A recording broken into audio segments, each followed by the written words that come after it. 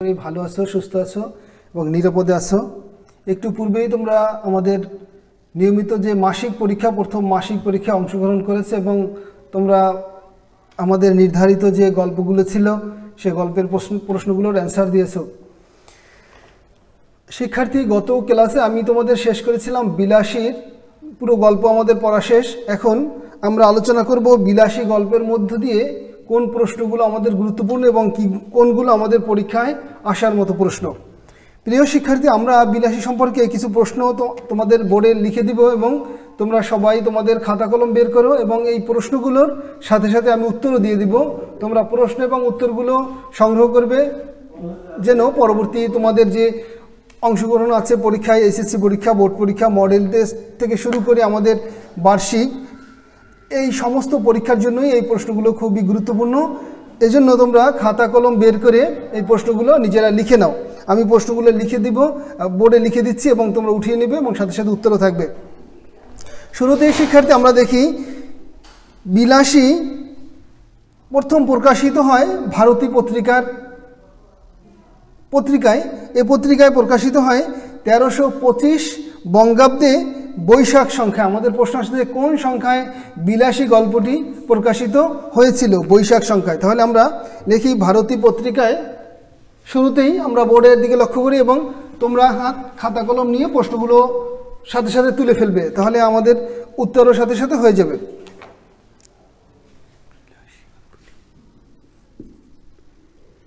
এক নম্বর প্রশ্ন, বিলাসী গল্পটি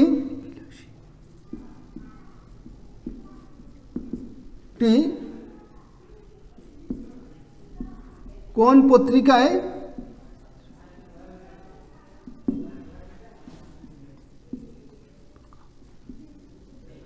প্রকাশিত হয়েছিল?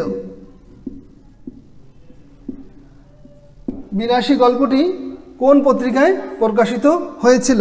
আমরা লিখব যে বিলাসী গল্পটির উত্তর লিখবে এখানে। উত্তর, বিলাসী গল্পটি ভারতী পত্রিকায় ভারতী পত্রিকায় 1325 বঙ্গাব্দে 1325 বঙ্গাব্দে বৈশাখ সংখ্যায়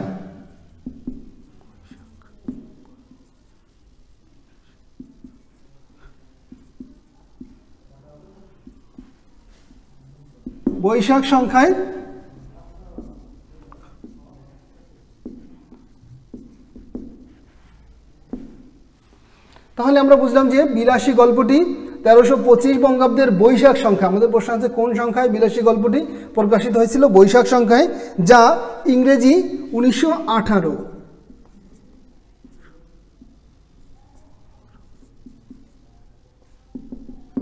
ইংরেজি 1918 খ্রিস্টাব্দে। বিলাসী গল্পের প্রতিপাদ্য বিষয় কি? বিলাসী যে গল্প তার প্রতিপাদ্য বিষয় কি? 2 নম্বর প্রশ্ন,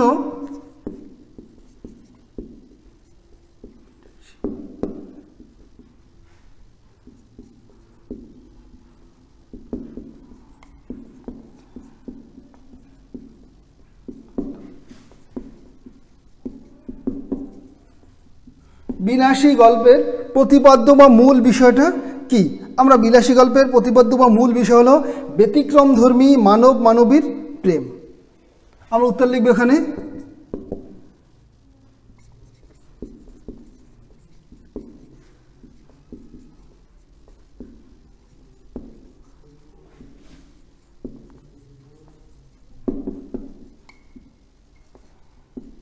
ব্যতিক্রমধর্মী মানব মানবীর প্রেম কেন হলো? তোমরা জানো যে সাপুড়ের মেয়ে বিলাসী, সে তার সর্বোচ্চ ভালোবাসা, স্নেহ, আদর, যত্ন দিয়েই আমাদের মৃত্যুঞ্জয়কে সারিয়ে তোলে এবং তাকে আবার পুনরায় স্বাভাবিক জীবনে ফিরে আসার জন্য সহায়তা করে। যার ফলে দেখব যে মৃত্যুঞ্জয়ে যে সে মৃত্যুর বংশের লোক হয়েও সে কিভাবে সাপুড়ের মেয়েকে বিয়ে করার ফলে যে জাত সাপুড়ি হয়ে যায়। নেড়ার ভাষ্য অনুসারে সে কিভাবে এত অল্প সময়ের মধ্যে জাত সাপুড়ি হয়ে যায়, অর্থাৎ ভালোবাসার কাছে দুটি মানব মানবীর অপরিমেয় প্রেম বা ভালোবাসার কাছে হেরে যায় তার বংশ, মর্যাদা, ঐতিহ্য ও কৌলিন্য। আমরা দেখতে পাই যে দুইটি মানবী এখানে বিলাসী এবং মৃত্যুঞ্জয়ের প্রেম ভালোবাসার মধ্য দিয়েই গল্প শেষ হয়, যার ফলে দেখব যে মৃত্যুঞ্জয়কে যখন খরিশ গোকরা সাপে দংশন করে এবং মৃত্যুঞ্জয় মারা যাওয়ার পরে আমাদের সেই বিলাসী আর বেশি দিন আমাদের এই স্বাভাবিক জীবনে টিকে থাকতে পারেনি। সে লেখকের ভাষ্য অনুসারে সে 7 দিন বেঁচে ছিল, অর্থাৎ 7 দিনেই সে 7 দিন বেঁচে তারপরে সে মারা যায়। ঘরে তো সে তো সাপুড়ে, তার ঘরে তো বিষের অভাব ছিল না, সেই বিষ পানি সেই বিলাসী আমাদের মারা যায়। তাহলে আমরা পেয়েছি বিলাসী গল্পটি প্রকাশিত হয়। বিলাসী গল্পের কোন সময়ের সামাজিক যে অসঙ্গতির ইঙ্গিত করে? বিলাসী গল্পে 3 নম্বর প্রশ্ন আমরা দেখি। বিলাসী গল্পে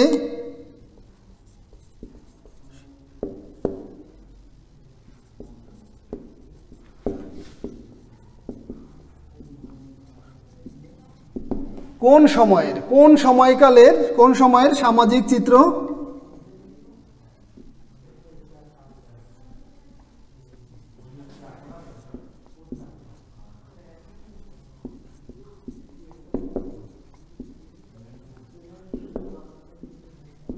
কোন সময়কালের, কত শতাব্দীর সামাজিক চিত্র বিলাসী গল্পে উঠে এসেছে? আমরা লিখব যে 20 শতকের।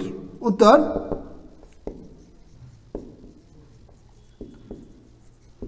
20 শতকের। 20 শতকের সামাজিক চিত্র আমাদের উঠে এসেছে বিলাসী গল্পের মধ্য দিয়ে। বিলাসী গল্পের কেন্দ্রীয় চরিত্র কি? বিলাসী গল্পের কেন্দ্রীয় চরিত্র হলো বিলাসী। বিলাসী গল্পের নামকরণের সার্থকতা মূলত কিসে? বিলাসী গল্পের প্রশ্ন তোমরা লিখে নাও।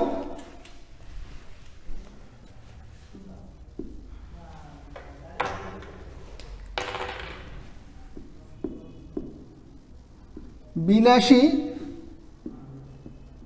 গল্পের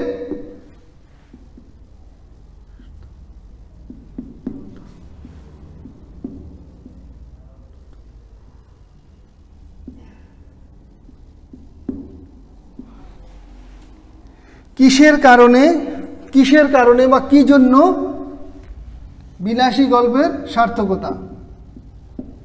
উত্তর হলো বিলাসী গল্পের যে গল্পকার বা ঔপন্যাসিক যে সার্থকতা তৈরি করছেন সেটা হলো মূল চরিত্র অঙ্কনে। এখানে মূল চরিত্র আমাদের কোনটি?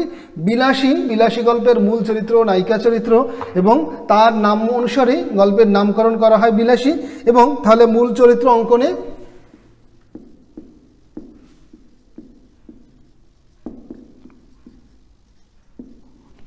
তাহলে বিলাসী গল্পের সার্থকতা মূলত কিসে? বিলাসী গল্পের সার্থকতা মূলত মূল চরিত্র অঙ্কন। এখানে আমরা জেনেছি যে মূল চরিত্র কোনটি? মূল চরিত্র হলো বিলাসী, আমাদের নায়িকা চরিত্র বিলাসী। প্রিয় শিক্ষার্থী, আমরা আরও কিছু প্রশ্ন লিখে ফেলব এখানে।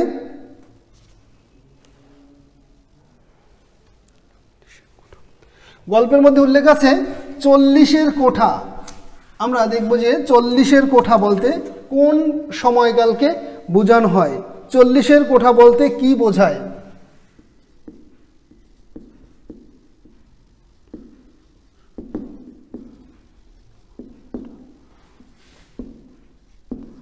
শিক্ষার্থী বোর্ডের দিকে লক্ষ্য করো। 40-এর কোঠা বা কোটা বলতে 40-এর কোটা বলতে কি বোঝায়?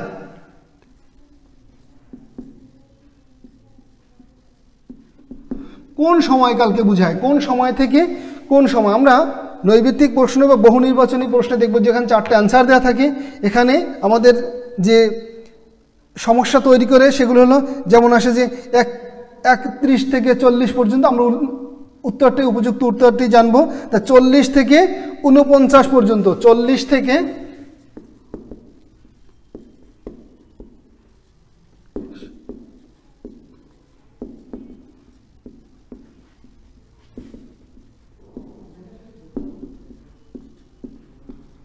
তাহলে 40-এর কোঠায়, অর্থাৎ আমরা দেখব যে মৃত্যুঞ্জয়ের যখন সে 3rd ক্লাসে পড়ে তখন তার বয়স 40-এর কোঠায়। 40-এর কোঠায় তাহলে 40 থেকে 49 পর্যন্ত। এই সময়কাল হলো আমাদের 40-এর কোঠা। আমরা আরেকটা সম্পর্কে জেনেছি, কামচাটকা কি?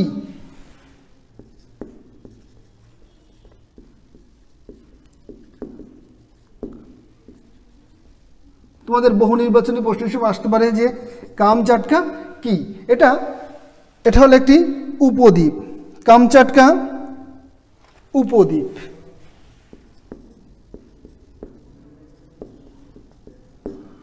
উপদ্বীপ এই কামচাটকা কোথায়?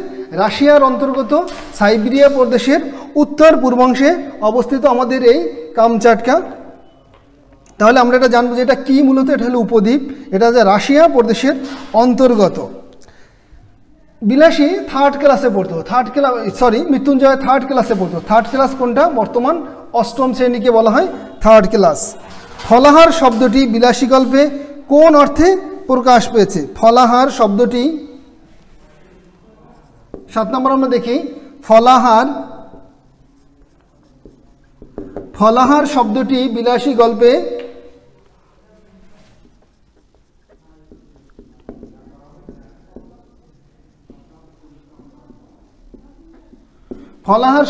বিলাসী গল্পে কোন অর্থে ব্যবহৃত হয়েছে? কোন?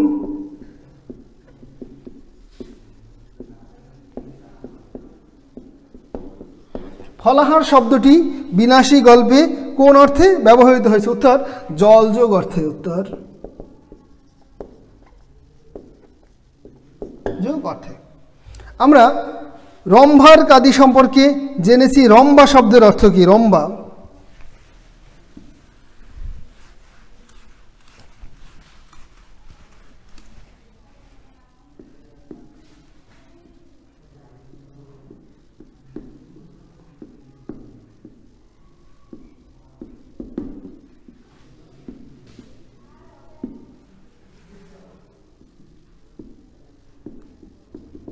উত্তর কলা।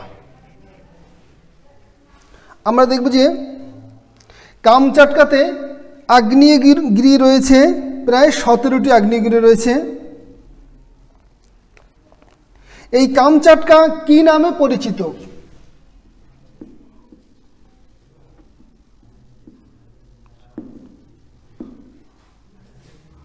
কামচাটকা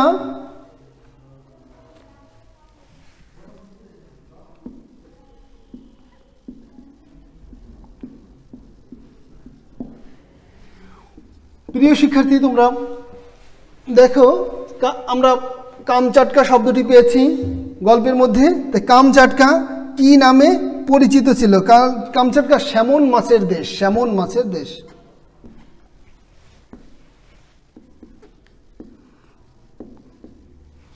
স্যামন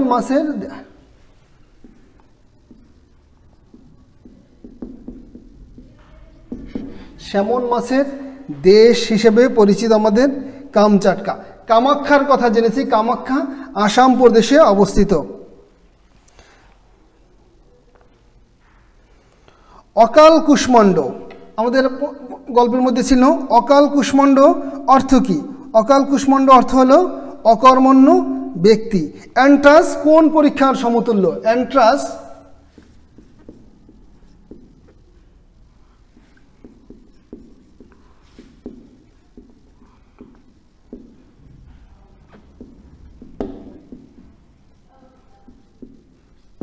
সমতুল্য। কোন পরীক্ষার বর্তমানে কোন পরীক্ষার সমতুল্য? আমাদের এন্ট্রান্স পরীক্ষা। এন্ট্রান্স পরীক্ষা বর্তমানে মাধ্যমিক পরীক্ষার সমতুল্য।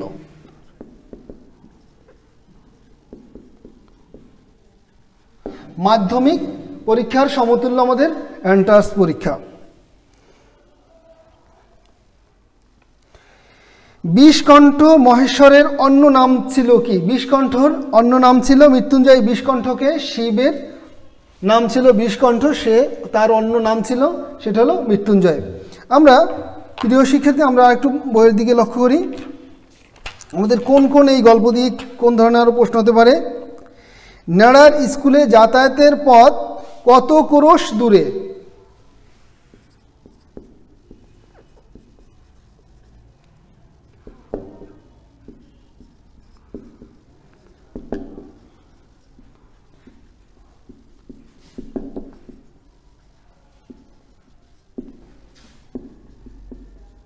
কত ক্রোশ দূরে।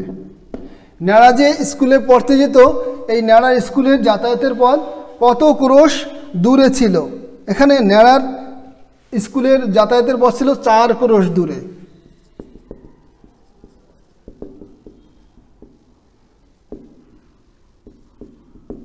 চার ক্রোশ দূরে ছিল। আমরা শুরুতেই, গল্পের শুরুতেই দেখেছি যে 4 ক্রোশ দূরে সে গিয়ে তারা পড়তে যেত।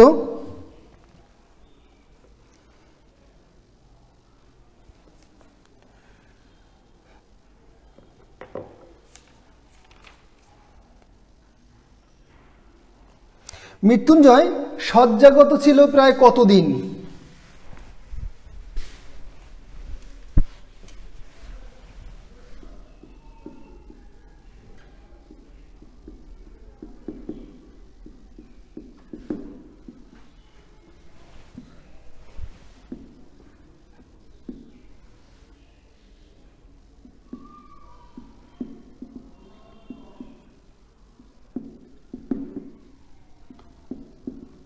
মৃত্যুঞ্জয় শয্যাগত, অসুস্থ যখন ছিল, সে অসুস্থ ছিল কতদিন?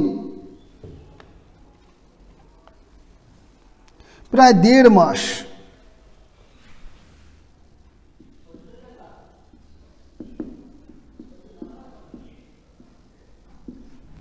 মৃত্যুঞ্জয় শয্যাগত অসুস্থ ছিল প্রায় 1.5 মাস। এই 1.5 মাস তাকে সুস্থ করে তোলে তার সেবা যত্ন দিয়ে এই আমাদের সাপুড়ের মেয়ে বিলাসী।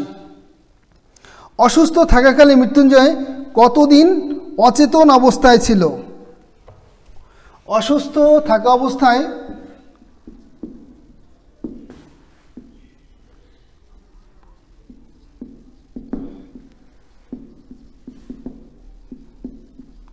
মৃত্যুঞ্জয় কতদিন অসুস্থ থাকা অবস্থায় মৃত্যুঞ্জয় অচৈতন্য ছিল, অর্থাৎ তার চেতনাই ছিল না।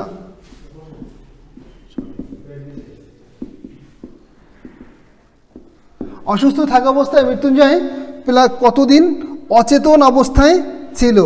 10 থেকে 15 দিন। উত্তর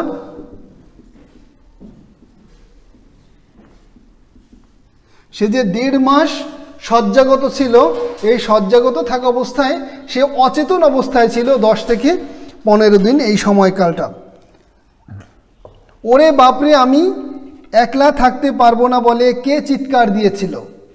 আমরা এখানে জেনেছি যে ন্যাড়ার এক আত্মীয়া চিৎকার দিয়েছিল। মৃত্যুঞ্জয় কোন বংশের ছেলে?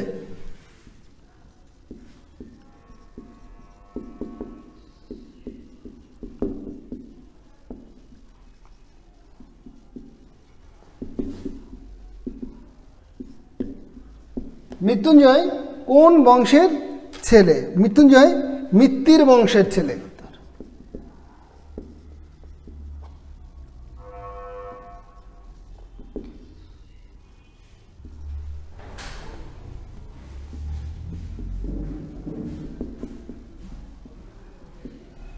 মৃত্যুঞ্জয় কোন বংশের ছেলে? মৃত্যুঞ্জয় মিত্তির বংশের ছেলে। সাপুড়েদের সবচেয়ে লাভের ব্যবসা কি? সাপুড়েদের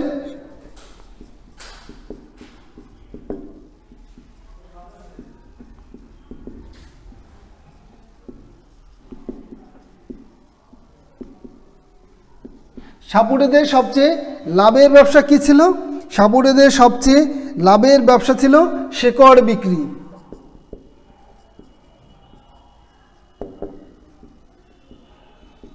সাপুড়েদের সবচেয়ে লাভের ব্যবসা ছিল শেকড় বিক্রি।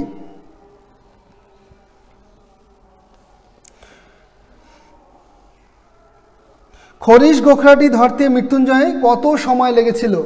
যে সাপ ধরতে গোয়ালার বাড়িতে গিয়েছিল বিলাসী, মৃত্যুঞ্জয় এবং আমাদের ন্যাড়া, তাদের কত সময় লেগেছিল সেই খরিশ গোখরা সাপটি ধরতে? তাহলে আমরা প্রশ্ন তৈরি করতে পারি এইভাবে।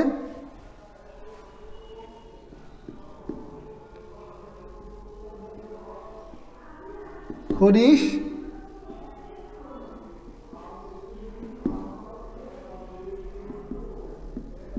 ধরতে কত সময় লেগেছিল? কত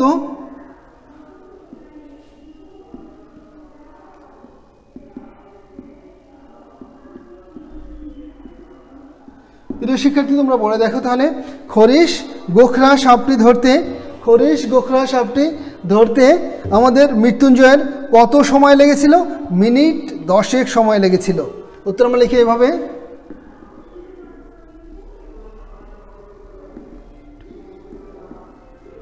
মিনিট 10 সময় লেগেছিল। মিনিট 10 সময়ের মধ্যে আমরা দেখব যে খরিশ গোখরা সাপটি, যে বিষাক্ত সাপ, এই সাপটি ধরে ফেলে। মৃত্যুঞ্জয়ের মৃত্যুর পরে বিলাসী কতদিন বেঁচে ছিল?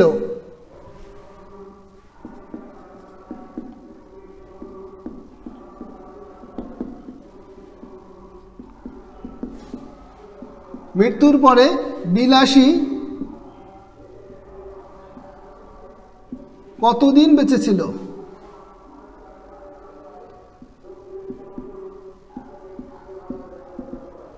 বেঁচে ছিল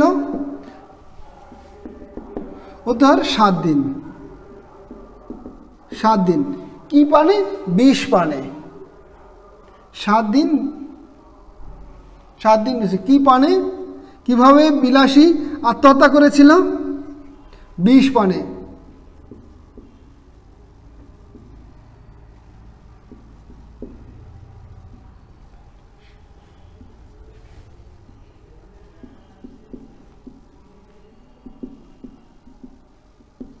সাপের বিষ পানে।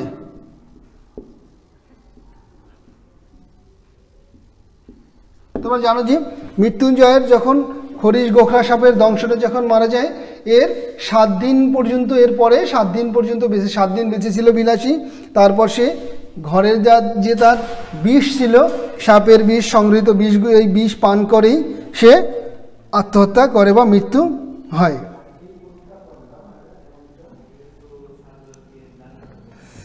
মৃত্যুঞ্জয়ের অন্য পাপ হলো কিভাবে? মৃত্যুঞ্জয়ের যে অন্য পাপ হলো কিভাবে? মৃত্যুঞ্জয়ের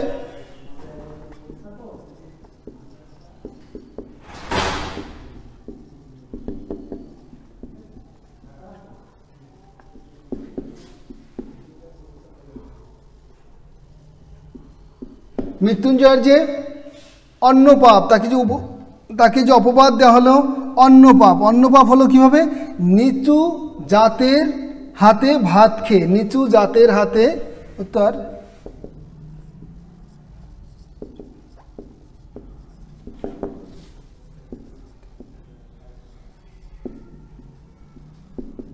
নিচু জাতের হাতে। নিচু জাত কি? এখানে বিলাসীকে বলছে, সে সাপুরের মেয়ে, সে সাপুরের মেয়ের হাতে আমাদের খুড়ার মতে সে ভাত ছাড়া অন্য সব কিছু খেতে পারতো, লুচি খেতে পারতো, পানি খেতে পারতো, কিন্তু সে যে অন্যায়টা করেছে, সে ভাত খেয়েছে।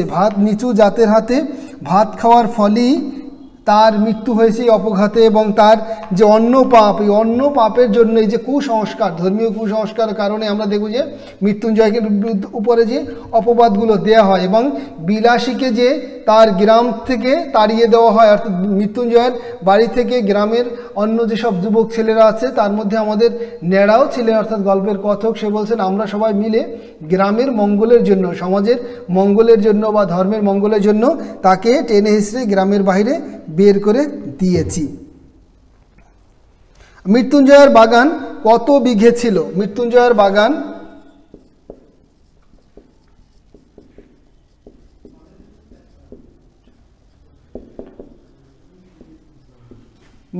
কত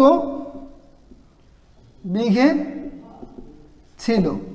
মৃত্যুঞ্জয় যে বাড়িটা, যে বাগান বাড়িটা বন্ধক দিয়ে তার সারা বছরের খাবারের যোগান হয়ে যেত, সেই বাগানটা কত বড় ছিল? 20-25 বিঘের। উত্তর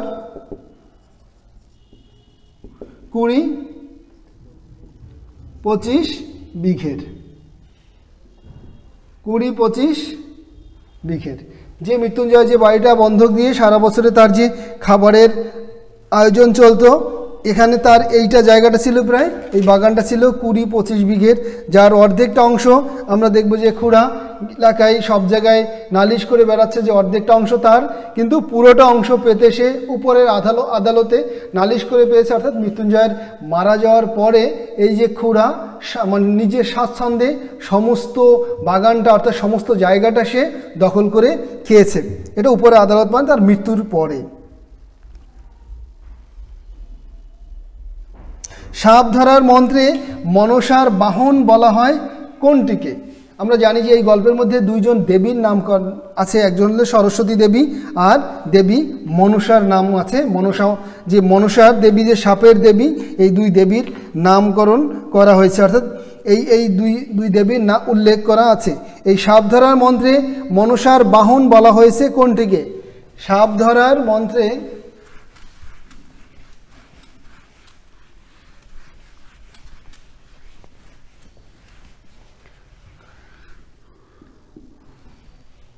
আমরা দেখব যে সাপ ধরার মন্ত্রে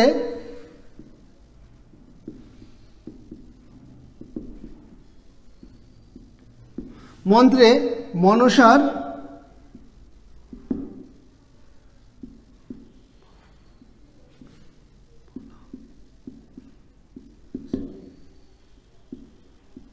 সাপ ধরার যখন মন্ত্র পড়া হয়, এই সাপ ধরার মন্ত্র পড়ার সময় কাকে মনসার মানে মনসার সে সাপের যে দেবী এই মনসার বাহন বলেছে কাকে?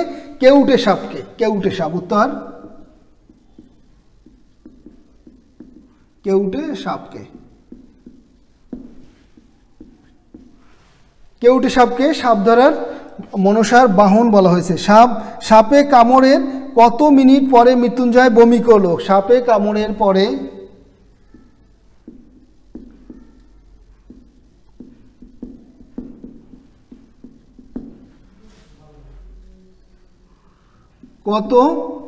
সাপে কামড়ের পরে কত মিনিট? সাপে কামড়ের কত মিনিট পরে মৃত্যুঞ্জয় বমি করেছিল?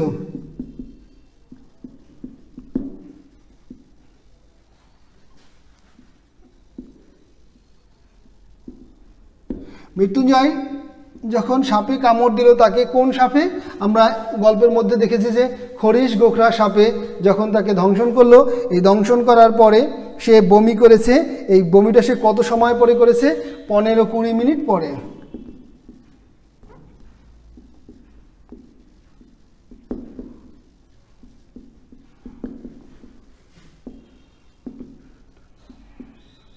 পনেরো 20 মিনিট, প্রিয় শিক্ষার্থী, 15-20 মিনিট পরে যখন মৃত্যুঞ্জয় বমি করলো তখন বিলাসীর আর বুঝতে বাকি রইল না যে এই সাপ আর বিশহরীর আজ্ঞা নয়, এটা ম্যাজিস্ট্রেটের আজ্ঞা নয়, এটা তাকে যখন দংশন করেছে অবশ্যই তার মারা যেতে হবে। এবং সে বমি করার ফলেই তার সাপুরের মেয়ে বিলাসীর বুঝতে আর বাকি রইল না যে তাকে কোনো অবস্থায় আর বাঁচানো সম্ভব হবে না। নেড়া আমাদের গল্পের যে কথক উত্তম পুরুষে লেখা যে নেড়া যে লিখছেন যে গল্পকার, এই নেড়া কতদিন সন্ন্যাস জীবনযাপন করেছিল? গল্পের মধ্যে আছে নেড়া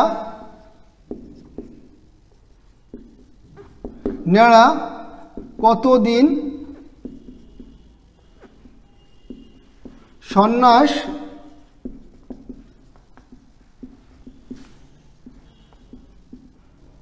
এই নেড়া কতদিন সন্ন্যাসী জীবনযাপন, সে সন্ন্যাসী জীবনযাপন করেছিল কতদিন বা কত বছর? আমরা জানি বছর খানেক।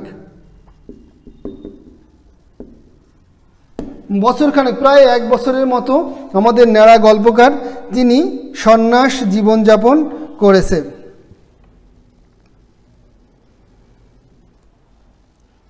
বিলাসী গল্পে কোন সমাজের কথা বলা হয়েছে? আমরা আরেকটা প্রশ্ন লিখি, তোমরা বোর্ডের দিকে লক্ষ্য রাখো যে বিলাসী গল্পে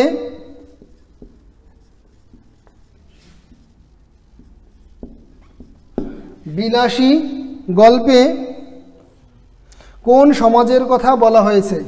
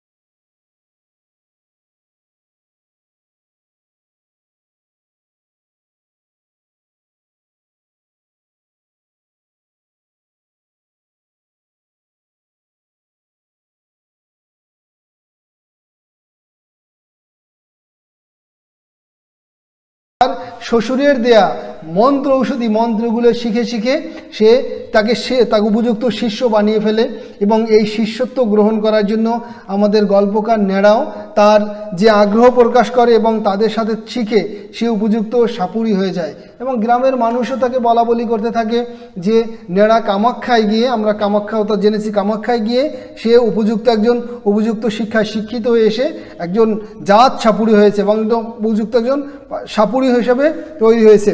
এবং আমরা দেখব যে ন্যাড়া সে অসতর্কতা অবস্থায় সে সাপ ধরছে, সাপ ব্যাগের ভিতর পুষে রাখছে এবং এ নিয়ে খেলা করতেছে, তার কোনো ভয় নেই। এই ভয়, এই ভীতি যখন কেটে যায়, এর পরবর্তী বলছে যে আমার প্রতিদান দিতে হয়েছে কখন, তার যে গুরু মৃত্যুঞ্জয়ের মৃত্যুর সাথে সাথে। প্রিয় শিক্ষার্থী, আজকে আমরা বিলাসী গল্পের যে প্রশ্নগুলো আমাদের জন্য গুরুত্বপূর্ণ সেগুলো সম্পর্কে আমরা আলোচনা করলাম। পরবর্তী ক্লাসগুলোতে আমরা দেখব যে কোন কোন বিষয় প্রশ্নগুলো গুরুত্বপূর্ণ রয়েছে এবং আমাদের পরীক্ষায় আসার মতো যে প্রশ্নগুলো রয়েছে সেগুলো আমরা বোর্ডে লিখে দেব। তো এই পর্যন্তই। এতক্ষণ তোমরা আমার সাথে যারা ছিলে এবং যারা থাকবে তোমাদের সবাইকে আবারও অসংখ্য ধন্যবাদ জানিয়ে আজকের মতো এখানেই শেষ করছি। সবাই ভালো থাকো, সুস্থ থাকো, খোদা হাফেজ।